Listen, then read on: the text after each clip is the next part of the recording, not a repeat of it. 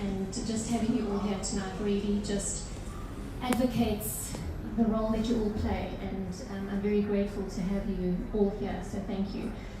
So it was actually the 19th of May 2016 that I was standing in this very spot with my first book launch, and if you'd have asked me back then, would I see myself as an author, it was no. And someone asked me earlier tonight, so are you excited? I'm like, no, it still feels surreal, even though this is my second book. So, 2.5 years later, and I'm here again, and it still feels surreal, and what a journey it's been. Because after I wrote my first book, I had the idea and the concept for this book, but it's taken me so long to write it, because I've been walking around with the outline of my book on a piece of paper, in my laptop bag every day with me, that one day I would find the time to write the book. And then last year, I thought, well, you know what, I better start practicing what I preach, because in the work that I do, I tell people that you're never going to find the time, you have to make the time. So I thought, well, I better start practicing what I preach here, so I'm going to have to make the time. And it just happened, opportune moment, that in November last year, I was sitting with Margaret Hirsch, and she's one of my mentors, and she made us write our goals down and put it in a sealed envelope to give back to her.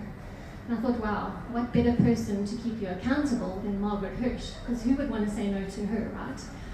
So I thought, okay, it's now or never, because that's something else that I practice or advocate in the work that I do when I help people set goals, is to find an accountability partner. So that, okay, fine, so I've got the accountability partner, which is Margaret Hirsch. Now I just need to make the time, because I'm not going to find the time. And as most of you know, when it comes to goal setting, that's probably something that I can do. So I set this goal over the December holidays. I had 2 weeks that I was on holiday, and I thought, okay, if I write a chapter a day, I can write a book. So like, I had it down, packed right down, and then I realized, okay, I didn't take Christmas Day into account, and I didn't take New Year's Day into account. So I lost 2 days that I had to now write a book. So I had to scramble around and try and finish this book, because I was in a very tight deadline, because I had to give it to Margaret Hirsch at the end of January. So I had to write it in December, give it to my inner circle, my trusted critics who I know will give me honest feedback. And I had to give them enough time to read the book and then give me honest feedback and critique it, so that I could then modify it and tweak it and refine it, and then get it to the printers on time. But in the meantime, with all of that happening, I had to come up with a design for the cover. And so I kind of had an idea, because I'd actually designed the cover of the book 2 years ago, just there was no content. So I was talking to Hayley, and it's funny when you put something out there, how it kind of comes back at you. And 2.5 years ago, I put it out there that one day I would be dressed by Hayley Joy. I'm happy to say that I'm a brand ambassador for Hayley Joy, so thank you, Hayley. So that was one of the lessons that I can share, is if you want something, put it out there and it will come back at you. So I was sitting with Hayley chatting, and showed her the cover that I was going to do for the book, and she kind of looked at me, as she does when we're having honest conversations. She's like, no, it needs to be your face on the book. I'm like, no, I'm not putting my face on the book. And she said, no, you are. And she said, just sit there and do this. So we did that at the coffee table while we were having coffee. And she did it as she does with her iPhone magic. You must follow her page. And she came up with the book cover there and then on the iPhone. I was like, oh, okay, I think I can do that. It's not too bad. So that's how the kind of design came about. But then I had to get the photography done. And what better person to ask than Amanda Day, who does my photography for me. So if you're looking for a photographer, Amanda. So Amanda and I had to squeeze in a photo shoot one afternoon. We had to find time, we had to make the time on the weekend, and for her to do some photo shoots. And so kind of that's how the book came about. And then I was very blessed to have Margaret write a review on the back, as well as one of my other mentors who I look up to, which is Colleen Larson, for writing a review on the back. And one day when I'm big, I'm going to be a businesswoman like you. So thank you very much. So yeah, it's been an awesome journey. And so 4 years ago, I stepped out of corporate, cushy lifestyle, to brave the charters of the unknown, And it's been an amazing journey ever since. So I'd like to share some of the lessons that I've learned along the way. The first thing is around what I call having your tribe. And I have lots of tribes, and there's pockets of all of you in the room. So the first one is obviously my running tribe, my JP group, my Hajj group. They keep me sane, they keep me grounded, they keep me honest, they keep me fit as well. So thank you to you guys. And then from a business world perspective, I've met some amazing people. So the other tribe is the Lionesses, and they're all there at the back. Thank you, ladies. We actually met on a business accelerator program, and since then we've just formed a great sisterhood. And Kath actually happens to be a business partner, and Rennie as well. So thank you, ladies, for also motivating and inspiring me. And then the PDA Africa team over here. And Ronald. And we laugh because Wade and I tell the story about how he stalked me. And that's a true story, by the way. He saw me on TV and he thought, now I need to get hold of this woman. So he found me through LinkedIn, sent me this message, and I got this message from some random dude. And I was like, I don't know who you are, don't know what you want, but anyway. Set up a meeting, and then got Bron to phone me to reschedule it because he couldn't make it. And I thought, well, who the hell, you know? So I kind of, okay, well, you know, I'll find time when I'm, you know. And the rest is history, as they say, because we now have a business partnership, part of the family, and love you guys to bits. Also my biggest fan club as well. So, and then, outside of that, also just amazing other business partnerships, but also friends and mentors along the way. So Medina has been in my life for, gosh, I don't know, 15, 16 years. It was way back in 2006. I was still in the corporate world, my previous lifetime as I call it, and she was my supplier. I was her client, and the rest is also history, and she's a great mentor and inspiration to me as well. And often I phone her or she phones me and I say, I need girly time. No boys allowed, so the girls get together and we drink lots of gin and solve the world's problems because we have deep conversations. And so she also keeps me honest. And then there's other special friends and mentors along the way. So Andile happens to be one of the first men on my Man Cave program. And he has been a constant in my life. That's been 3 years now. And I'm happy and excited to announce our next chapter together when he opens his next chapter or steps into his next chapter. So watch this space. There's some exciting stuff coming there. Lynn, and gosh, how many years ago was that?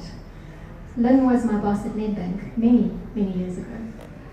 And has also been an amazing mentor and inspiration to me as well over the years, and also keeps me grounded. And there's lots of other people in the room, but most important is family. And my not so little baby brother and his wife, who also so proud of you and everything that you've achieved. And then, of course, the people, the most important people who often look at me and go, what crazy idea or thing has she come up with now? And they just step back and allow me to do my thing.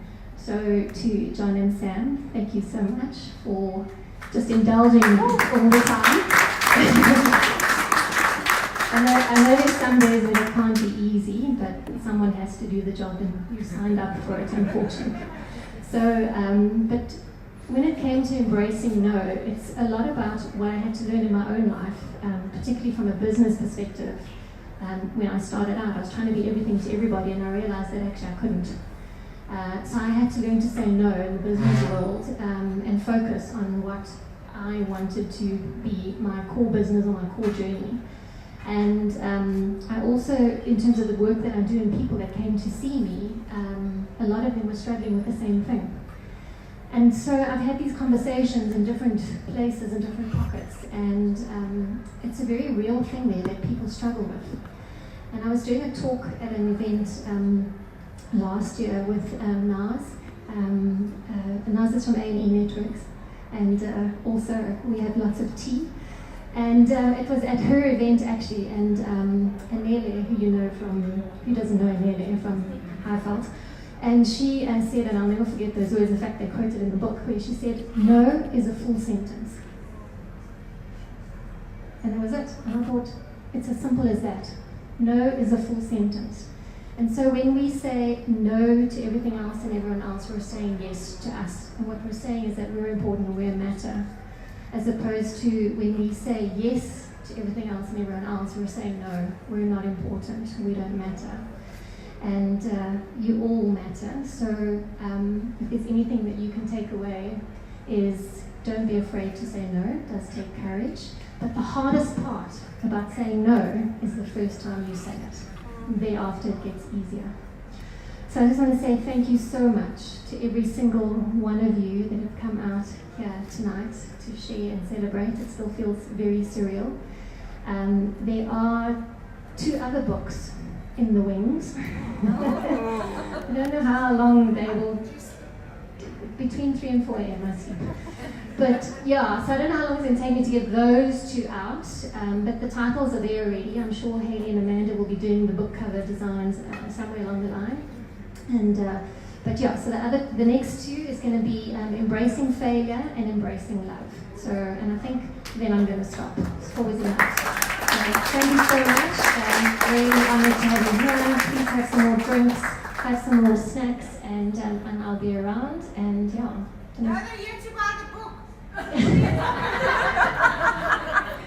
Okay, Dave said he had to buy the book.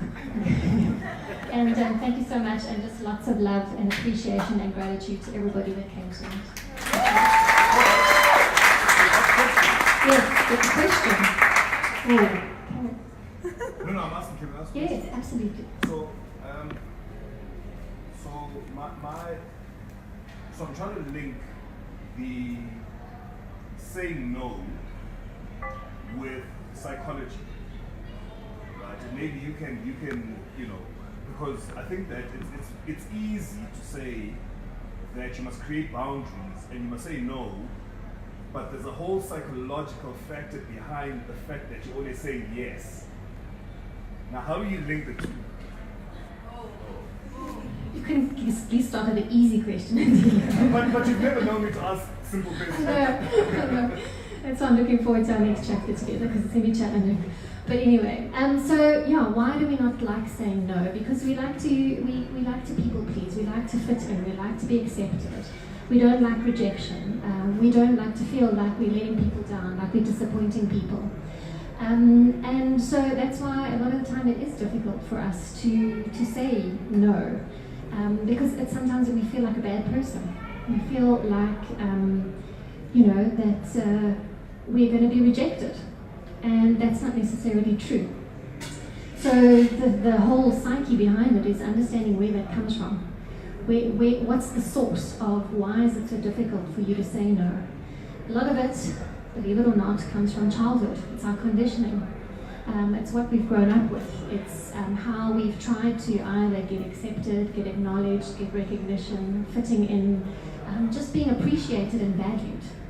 And so we often compromise ourselves as a result of that, and that's linked to values.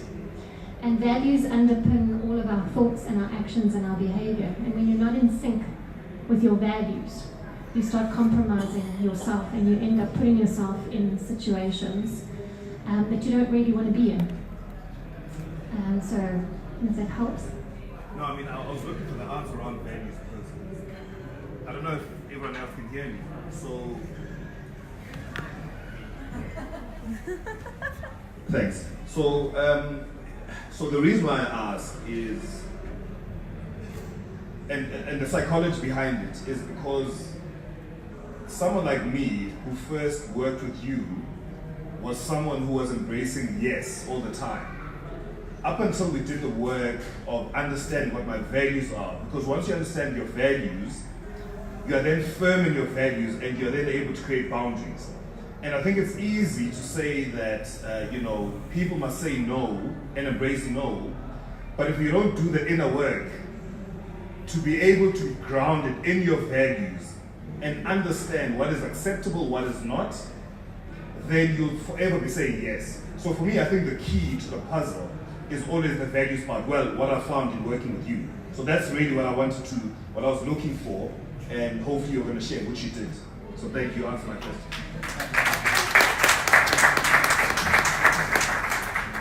Any other questions? An easy one, preferably, please.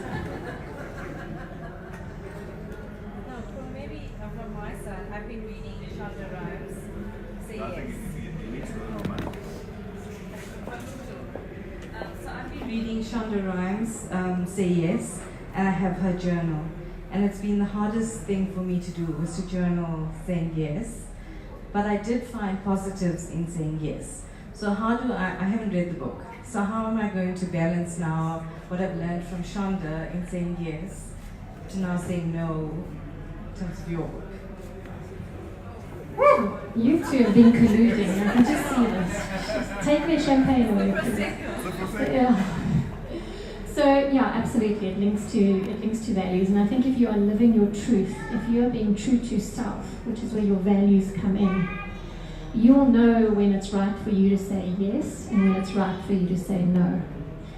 Because when there's a disconnect, you get that feeling of angst, that inner turmoil, that inner anxiety of something doesn't feel right, something doesn't feel good.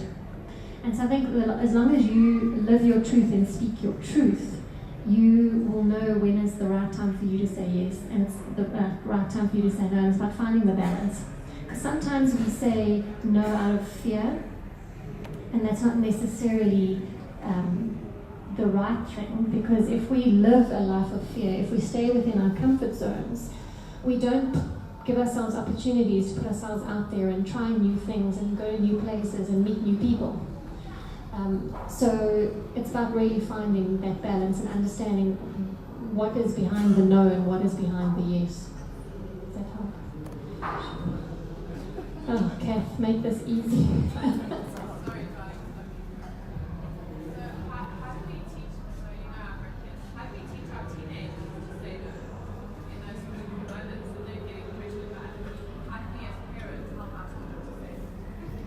The question was, how do we help as parents? How do we help our children to say no?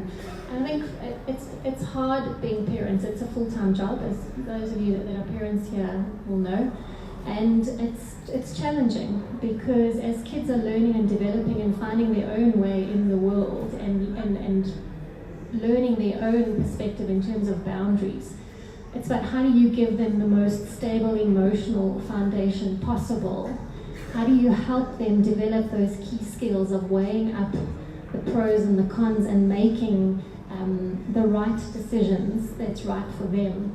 And value systems plays a large role in that, but also teaching them the consequences of what happens if they get involved or succumb to peer pressure. And are they okay or willing to live with those consequences? Are they willing to accept the accountability and the responsibility for those consequences? Because every single opportunity, every moment we find ourselves in, we have a choice. Life is about choices. And every choice we make is going to be consequences either way. But are you willing to live with those consequences? Anyone else? No.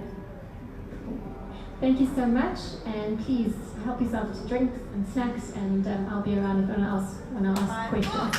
And buy the book.